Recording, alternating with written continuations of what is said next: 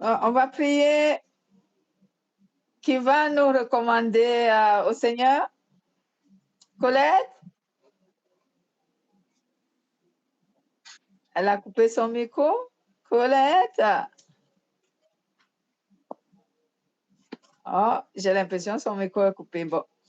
Éternel Dieu Tout-Puissant, nous te bénissons au nom de Jésus et nous te rendons toute la gloire de nous avoir encore réunis ce soir, Seigneur. Sois béni et glorifié. Nous te prions donc au nom de notre Seigneur Jésus-Christ de nous conduire encore dans la vérité et dans toute la vérité ce soir, afin que nous recevons de ta part la connaissance de la parole qui est ta volonté et que celle-ci soit pour nous un guide qui nous dirige tout le temps sur ce chemin dont tu nous as tracé. Merci pour l'édification. Merci pour la bénédiction que produit la parole de Dieu dans la vie des hommes qui la reçoivent et qui la mettent en pratique. Merci pour la sécurité qu'elle est pour nous. Merci pour la délivrance. Au nom de Jésus. Amen. Amen. Ce soir, donc, nous allons parler de ne pas juger un frère ou notre prochain. Donc, ne pas juger un prochain. Cela nous vient toujours du livre de Jacques, chapitre 4, au verset 11 à 12. Jacques, chapitre 4, verset 11 à 12. Ne jugeons pas notre semblable. Ne pas juger un frère ou une sœur ou notre prochain. Faisons donc la lecture du livre de Jacques, chapitre 4, autant pour moi, excusez-moi, au verset 11 à 12. Que nous dit la parole de Dieu? Quelqu'un va faire la lecture? Donc, chapitre 4, verset 11 à 12. Ne parlez point mal les uns des autres, car celui qui parle mal d'un frère juge son frère, parle mal de la loi, et juge la loi. Donc, juge la loi, il n'est pas observateur de la loi, mais il en est juge. Le seul est législateur et juge, et c'est celui qui est sauvé et clair.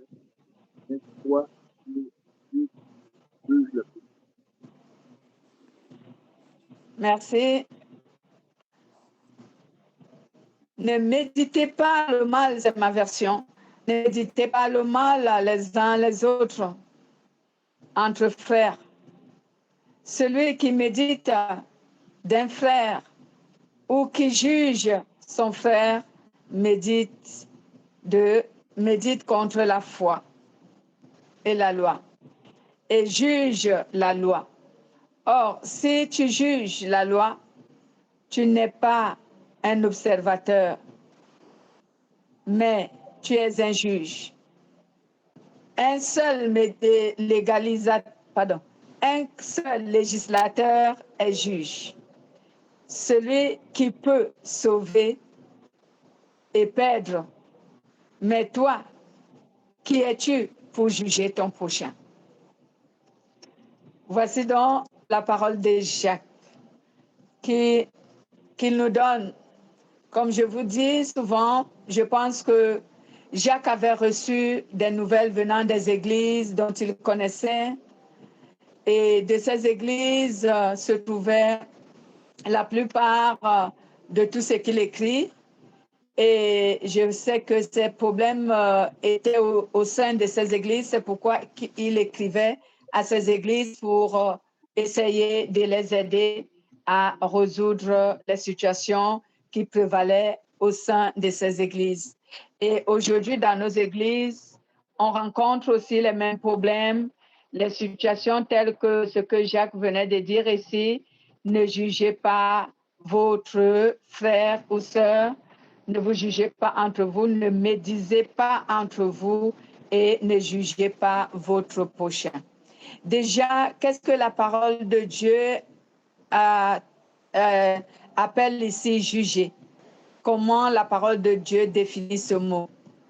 Le mot juger ici est le fait de dire du bien ou de dire du mal de la conduite d'une personne. Littéralement, c'est comme ça que le mot juger se définit. Donc, c'est le fait de dire du mal ou encore de dire du bien d'une personne. En d'autres termes, ici, juger est le fait de parler de manière à dire du bien ou à dire du mal de la conduite d'une personne. Mais en ce qui concerne notre thème, qu'est-ce que cela veut dire ne pas juger un frère, ne pas juger une sœur, ne pas juger son prochain? Qu'est-ce que cela veut dire, bien-aimés? Donc, notre thème veut nous faire connaître que le fait de nous dire de ne pas juger notre prochain ou notre frère ou notre sœur, cela fait allusion à ce que Dieu nous interdit de juger ou de calomnier ou de critiquer la conduite d'une personne. Donc, Dieu nous interdit donc de juger ou alors de critiquer ou de calomnier la conduite d'une personne. Critiquer ou calomnier une personne est mal. Critiquer ou calomnier une personne, cela est mal. Pourquoi? Cela est mal parce que cela salit l'honneur et la réputation de cette personne. Donc, lorsqu'on juge une personne, ou qu'on calomnie une personne, ou qu'on critique une personne, selon le thème que Dieu nous a donné, ne pas juger, cela voudrait dire que tu salis l'honneur et la réputation de cette personne, et cela est mal. Selon la parole de Dieu, vaut mieux conseiller une personne et prier pour elle lorsque tu penses que sa conduite est mal. Vaudrait mieux prier pour elle, vaudrait mieux la conseiller. Si tu penses que la conduite de cette personne est mal, autant mieux aller prier ou autant mieux aller voir la personne et lui apporter les conseils qu'il faut. Parce que juger, bien-aimé, est un péché. Cela est un péché, pourquoi? Parce que lorsque nous disons ce qui est mal contre notre prochain, lorsque nous disons ce qui salit son honneur, lorsque nous disons ce qui salit sa réputation, nous le couvrons de honte. Et cela humilie la personne au point où cette personne va se sentir mal. Et en se sentant mal, au lieu de changer de conduite, je pense même que la personne va plutôt s'engloutir encore dans le péché, dans une mauvaise conduite. Voici donc pourquoi Dieu nous appelle à ne pas critiquer, cela veut dire à ne pas juger une personne, même lorsqu'elle a une mauvaise conduite. Autant mieux prier pour elle, ou alors autant mieux lui conseiller pour qu'il réalise qu'il a une mauvaise conduite et qu'il change au lieu d'aller critiquer. Comme je disais, critiquer, c'est aller dire du mal ou encore aller dire du bien de la conduite d'une personne. Mais en ce qui concerne notre thème, lorsque Dieu nous dit ne pas juger, donc ici, il fait allusion aux mauvaises critiques qui consistent à dire du mal d'une personne. Et c'est ce qu'on appelle les calomnies.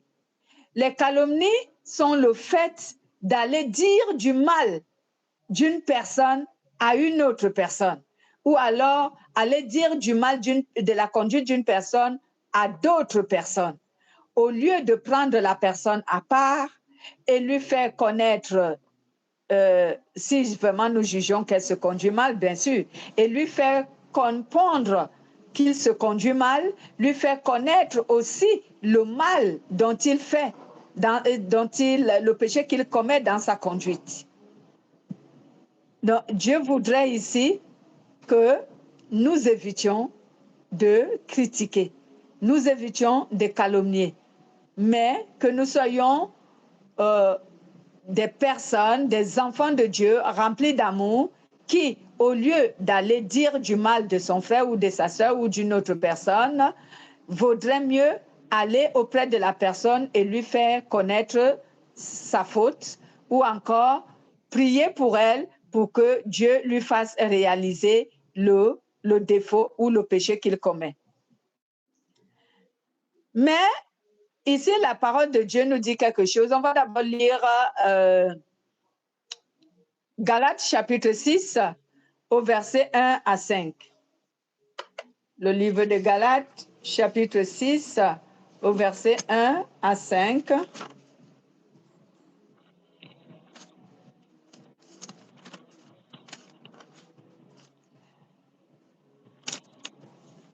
Je vais faire la lecture.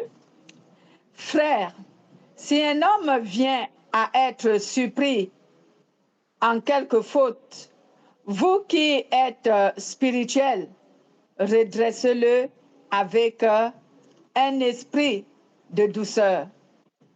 Prends garde à toi-même, de peur que toi aussi tu ne sois tenté.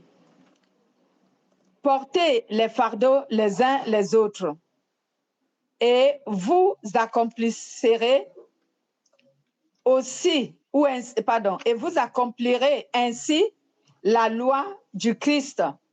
Si quelqu'un pense être quelque chose alors qu'il ne l'est pas, il s'illusionne lui-même.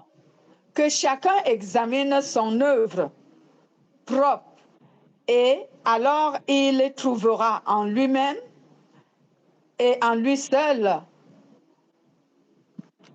non sur les autres, le sujet de se glorifier.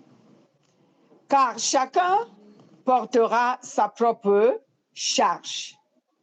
Donc Dieu nous fait savoir ici que si nous disons que nous sommes spirituels, cela veut dire que si nous disons que nous, on est enfants de Dieu et qu'on est mature, parce que si on doit porter un jugement sur quelqu'un d'autre, c'est qu'on pense être mature plus que cette personne. Donc, si tu penses que tu es mature plus qu'une personne et que tu vois que cette personne s'est mal conduite, la Bible te conseille ici que toi qui dis que tu es spirituel plus que lui, il faut ici que tu le redresses de manière spirituelle. Cela veut dire qu'il faut que tu le prennes de côté et que tu le conseilles. Que tu le prennes seul à seul et que tu le conseilles pour la faute qu'il a commise.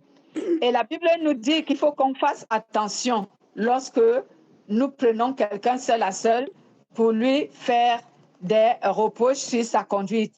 On doit faire attention de peur que cette personne nous séduise et que nous soyons aussi tentés à se soumettre au péché comme lui. Pourquoi? Parce que très souvent, lorsqu'une personne commet des péchés ou encore lorsqu'une personne a un défaut et que nous lui parlons de son défaut, souvent, il est souvent amené à se justifier, cette personne. La personne a souvent tendance à se justifier et dans ces justifications, il peut te donner des raisons qui peuvent facilement te convaincre à le croire et à accepter de le soutenir dans ce qu'il fait, alors que ce qu'il fait est mal. C'est pour dire que le diable est très malin. Le diable est malin, donc quand tu pars conseiller quelqu'un, sur le péché qu'il commet ou sur la conduite qu'il a et qui ne s'accorde pas à la parole de Dieu, à la volonté de Dieu, faites très attention parce que les gens qui sont souvent soumis au péché sont des gens qui se justifient beaucoup. Et en se justifiant, ils sont vraiment convaincants quelquefois. Ils sont capables de te convaincre de que leur conduite est normale. Alors que selon la parole de Dieu, leur conduite n'est pas normale, mais ils sont capables de te conduire et convaincre pour que tu crois et que tu adhères même à leur conduite. C'est pour cela que la parole de Dieu dit qu'il faut faire très attention de peur que tu sois séduite.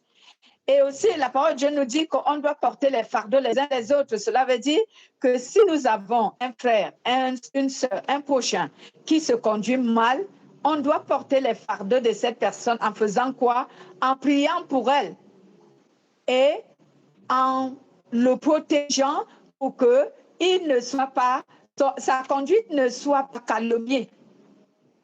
Parce que même si une personne se conduit mal, on n'a pas le droit de le calomnier. C'est ce que la parole de Dieu nous conseille. C'est pourquoi la Bible dit même dans le livre de Jacques que conseiller une personne et convaincre une personne à abandonner son défaut ou son péché est un acte d'amour qui couvre une multitude de péchés. Cela est un acte d'amour qui couvre une multitude de péchés. Je vais un peu regarder le livre de Jacques. Jacques chapitre 5, à partir du verset 19 à 20, la Bible dit, « Mes frères, si quelqu'un parmi vous s'est égaré loin de la vérité et qu'un autre l'y amène, sachez que celui qui ramène un pécheur de la voie où il s'était égaré sauvera une âme de la mort et couvrira une multitude de péchés. » Donc, lorsque tu prends un frère à part, un frère qui a péché, un frère qui s'est mal conduit ou une sœur qui s'est mal conduite, et que tu t'es rendu compte que cela est mal, quand tu le prends de côté pour le conseiller, la Bible déclare que c'est un acte d'amour et en cela, tu le protèges de la mort et tu couvres ses péchés. Cela ne veut pas dire que tu t'associes à ses péchés. Cela ne veut pas dire que tu le soutiens dans ce péché, mais cela veut dire que tu le protèges pour qu'il ne soit pas calomnié.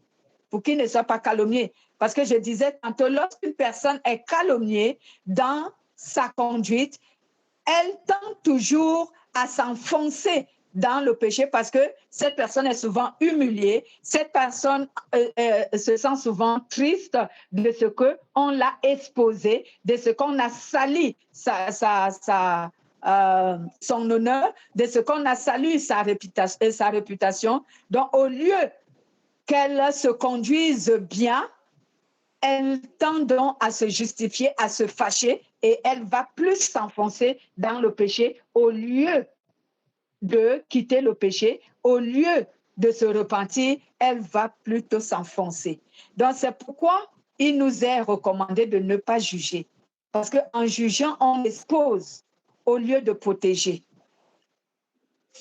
En jugeant donc une personne, on expose cette personne au lieu de la protéger. C'est pourquoi Jacques nous dit que nous devons donc ici éviter de critiquer, de calomnier ou de juger notre prochain ou notre frère. Et il y a une autre raison pour laquelle il nous le dit. Je vais le dire tantôt. Je reviens sur le livre de Galates. Je reviens sur le livre de Galates qui nous dit que chacun doit examiner son œuvre propre et alors il verra en lui-même, en lui seul et non dans les autres, le sujet de se glorifier. Cela veut dire que lorsque tu pars conseiller quelqu'un que tu juges que sa conduite est mal, que sa conduite n'est pas conforme à la volonté de Dieu, lorsque tu pars à conseiller cette personne, exhorter cette personne, il faut d'abord que tu te rassures, il faut que tu sois assuré toi-même que tu n'as rien à te reprocher. Il faut être assuré que toi-même qui s'engage à aller lui porter des conseils, tu es sans reproche, tu es sans défaut. En fait, tu n'as rien à te reprocher. Parce que s'il s'avère qu'il détient une information de l'un de tes défauts, au lieu que votre entretien d'exhortation ou alors de conseil se passe bien, ce serait plutôt des disputes. Parce qu'il va te rappeler ce que tu es et ce que tu pratiques toi aussi comme péché. Donc, c'est pour cela qu'avant que tu n'ailles porter des conseils ou conseiller une personne, il faut que tu sois assuré que toi-même, tu n'as rien à te reprocher, que le diable ne va pas amener cette personne à te mettre, à t'exposer toi aussi.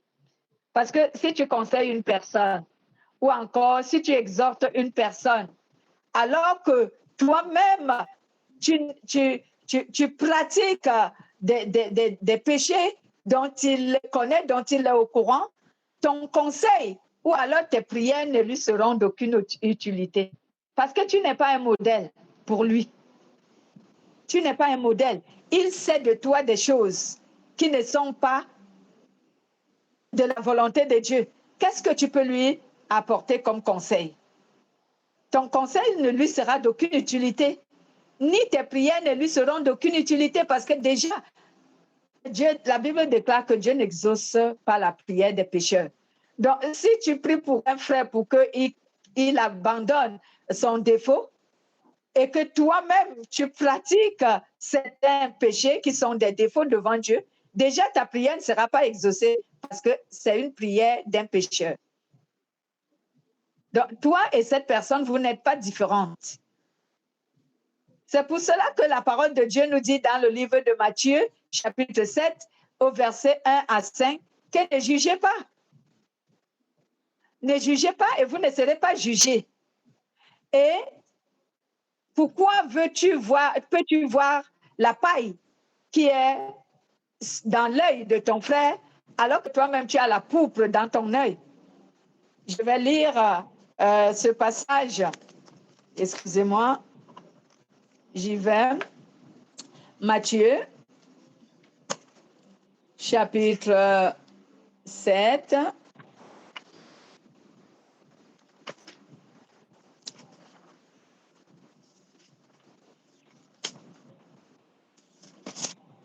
Matthieu chapitre 7 au verset 1 à 5, il est dit, « Ne jugez pas afin de ne pas être jugés.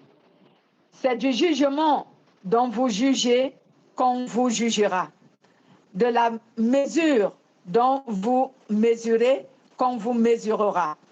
Pourquoi vois-tu la paille qui est dans l'œil de ton frère et ne remarques pas la pourpre qui est dans ton œil? Ou comment dis-tu à ton frère, laisse-moi ôter la paille de ton œil, alors que dans ton œil, il y a une pourpre? Hypocrite, ôte premièrement la pourpre de ton œil, et alors tu verras comment ôter la paille de l'œil de ton frère. C'est ce que je venais de dire tantôt. Donc, si vraiment tu prends un engagement d'aller exhorter un frère, une sœur, selon la conduite dont on lui reproche, ou alors un prochain, un semblable, selon la conduite dont on lui reproche, assure-toi d'abord que toi-même tu es sans reproche. Assure-toi avant d'y aller. Parce que si tu y vas, toi-même étant d'abord condamnable devant lui, j'aimerais dire que lui détenant l'information des péchés que tu pratiques, comment tu lui seras d'une grande utilité? Toutefois que tu ouvriras ta bouche pour lui dire, frère, sœur, voici comment tu te conduis, il va lui aussi ouvrir sa bouche et te dire les défauts dont tu as. Ou nous voyons souvent certaines personnes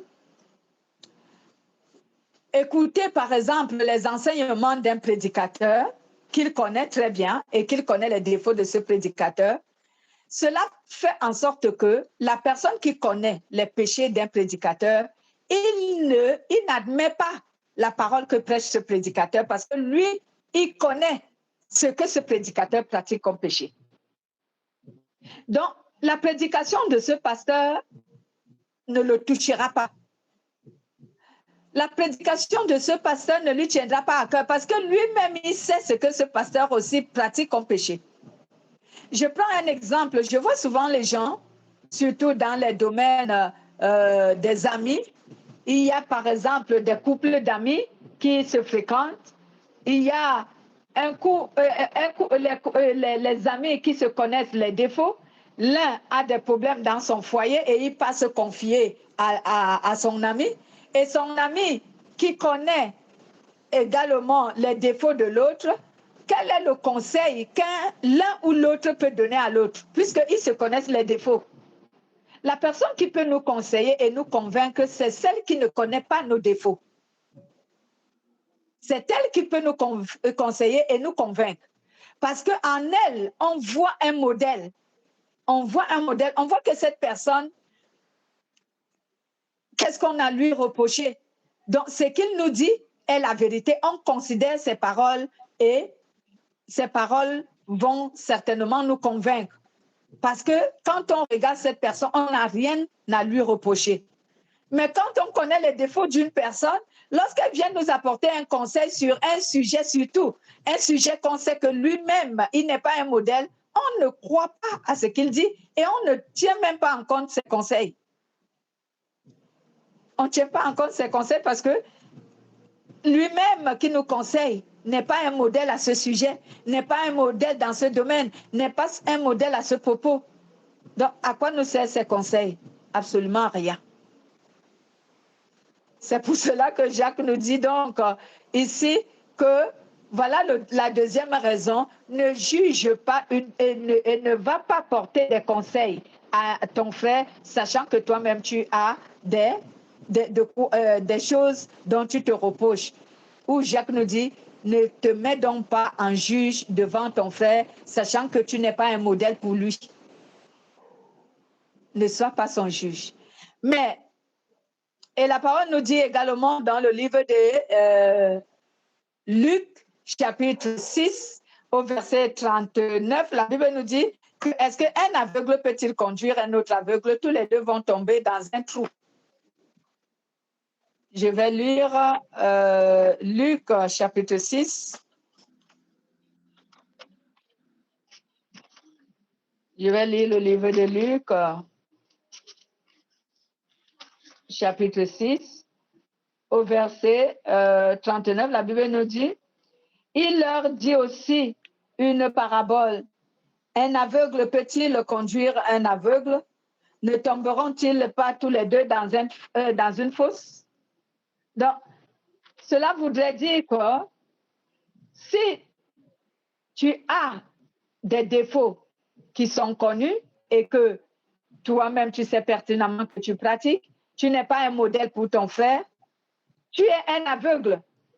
Mais étant aveugle, comment penses-tu que tu peux aider ton frère qui est aveugle, lui, à mieux voir? Tu ne peux pas l'aider à mieux voir parce que toi-même tu ne vois pas. C'est celui qui voit qui peut aider un non-voyant et qui peut guider un non-voyant. Mais si tu n'es pas si tu es aveugle comme ton frère, comment peux-tu guider ton frère qui est aveugle comme toi? Tu ne peux pas le guider, donc tu ne peux pas apporter des conseils si toi-même tu n'es pas un modèle pour celui dont tu veux conseiller. Tu ne peux pas lui apporter des conseils. Donc, autant mieux ne pas juger parce qu'on n'est pas un modèle. Et pour terminer, Jacques nous dit ici, celui qui a le pouvoir de juger, c'est la parole de Dieu. Parce que la parole de Dieu est un modèle. Parce que la parole de Dieu est sans reproche. Parce que la parole de Dieu est sans défaut. C'est elle qui peut donc juger. C'est pourquoi c'est la parole de Dieu qui nous juge. Lorsqu'elle est prêchée, lorsqu'elle est annoncée, lorsque nous la lisons, elle nous décrit ce que nous sommes, elle décrit notre conduite et c'est elle qui peut donc nous juger en nous faisant comprendre que voici les défauts que tu as, il faut que tu puisses les vaincre. Mais un être humain ordinaire n'a pas le droit de juger. Pourquoi? Parce qu'il n'est pas meilleur que celui qu'il juge. Il a lui aussi les défauts qu'il juge et qu'il pratique. Donc, il ne peut pas juger. Il peut être un conseiller s'il est un modèle pour la personne. Mais s'il n'est pas un modèle pour la personne, là aussi, il ne peut même pas juger. Conseiller, je veux dire. Et j'aimerais insister là-dessus, où je dis, on ne peut être le conseiller d'une personne que lorsqu'on est un modèle pour cette personne. Mais si tu n'es pas un modèle pour une personne, tes conseils ne valent pas la peine parce que ça ne va rien donner. Ça ne va rien donner, ça ne va pas aider la personne, elle ne va pas changer parce que tu n'es pas un modèle dont tu peux prendre pour changer. Il faut que tu sois un modèle dont tu peux prendre pour changer. Donc, étant donc des pécheurs, tous autant que nous sommes, la parole de Dieu nous interdit à nous de juger. Mais il y a un point sur lequel je vais rebondir. Il arrive souvent que lorsque, surtout nous les prédicateurs, nous qui sommes ceux qui apportent la bonne nouvelle aux gens, on nous traite souvent des juges. Alors que nous ne sommes que les porteurs des messages, nous ne sommes pas des juges. C'est la parole de Dieu qui juge. Lorsque je prêche la parole de Dieu telle que je suis en train de faire actuellement là, ce n'est pas mon désir, ce n'est pas ma volonté que je prêche aux hommes. Je prêche aux hommes la volonté de Dieu. Donc on ne doit pas me traiter de juge, je ne juge personne. Je ne fais que transmettre le message. Mais si je viens individuellement et que je te critique sur ta conduite, alors à ce moment, oui, je te juge. Parce que de quel droit je vais venir critiquer ta conduite si je ne suis pas un messager qui a été envoyé par Dieu pour te prêcher, pour t'annoncer la parole de Dieu? Qui suis-je pour juger ta conduite? Je ne peux pas juger ta conduite. Parce que de même que tu es devant Dieu un pécheur, de même je suis devant Dieu un pécheur. Mais lorsque je suis devant toi comme un porteur d'un message de l'Éternel, je ne suis pas ton juge. Même si je dis les choses qui te blessent, même si je dis des choses qui t'attristent, même si je dis des choses qui jugent ton comportement et qui viennent de la parole de Dieu, je ne te juge pas. Je te transmets le message de la parole de Dieu. Donc, que les gens cessent de croire que les hommes de Dieu les jugent. Un homme de Dieu te juge lorsqu'il te prend individuellement et qu'il commence à te calomnier sur ton comportement. Là, oui. Mais s'il te porte des conseils et qu'il est un modèle pour toi, il ne te juge pas. Au contraire, il est en train de te protéger de l'humiliation et de la honte. Parce que lorsque ta conduite sera connue des hommes et que les gens qui ne connaissent pas Dieu et qui n'ont pas la crainte de Dieu vont commencer à te calomnier, tu seras humilié. Donc, si l'homme de Dieu vient te porter des conseils sur ton comportement, il ne te juge pas. Il veut juste attirer ton attention pour que tu changes de conduite, pour que tu changes de comportement. Mais il ne te juge pas. Arrêtons donc de placer tout le monde dans la catégorie de juges. Les serviteurs de Dieu, les servants de Dieu qui annoncent la vérité ne sont pas des juges. Ils sont que des porteurs de messages qui transmettent le message de Dieu aux hommes. Voici donc, bien-aimés, ce que Jacques voulait nous dire ici. Ne médisez pas, ne jugez pas. Donc, ne dites pas du mal de votre frère, de votre sœur, mais prenez-le à part. Si vous êtes un modèle pour lui, prenez-le à part et dites-lui la vérité sur sa conduite afin qu'il change. Et de cette manière, vous couvrez une multitude de péchés de cette personne et vous le protégez de la mort. C'était là le message que le Saint-Esprit avait pour nous aujourd'hui. Je vous bénis. Y a-t-il quelqu'un qui veut prier pour clôturer notre enseignement? Lise, je pense que c'est ton micro qui est ouvert. Donc, on remercie le Seigneur pour notre réunion de ce soir et on clôture. Éternel mon Dieu, mon roi, je te loue, te rends gloire, te rends grâce encore parce que tu es Dieu, parce que tu es roi. Seigneur, je te dis merci, toi qui as permis que nous puissions nous retrouver encore ce soir, Seigneur, afin de partager ta parole. Cette parole qui est source de vie, cette parole qui est la véritable nourriture, Seigneur, qui nourrit nos âmes et nos esprits, éternel mon Dieu, mon roi. Cette parole que nous avons reçue aujourd'hui, Seigneur, que cela ne s'arrête pas seulement à l'entendement comme nous l'avons fait. Mais Seigneur, permets que cette parole, éternel mon Dieu, mon roi, soit gravée dans notre cœur et que nous puissions la mettre en pratique, ô Jésus, afin que nous ne soyons pas, Seigneur, des juges, ou encore afin que nous ne calomnions pas, Seigneur, notre prochain. Mais que si nous devons, éternel mon Dieu, mon roi, c'est de conseiller ces personnes selon ta parole, éternel mon Dieu, mon roi. Je te dis encore merci, Seigneur, pour ta parole qui est source de vie. Merci d'être le Dieu, 3 fois saint, le seul unique Dieu au milieu de nous, éternel mon Dieu, mon roi. Je te dis encore merci, Seigneur, que l'honneur et la louange te reviennent encore. Toi, le seul unique vrai Dieu. Soyez richement béni. Dans le nom puissant de Jésus-Christ, nous avons ainsi prié. Amen. Amen. Amen. Amen. Bonne soirée à tous et soyez bénis. Merci. Merci.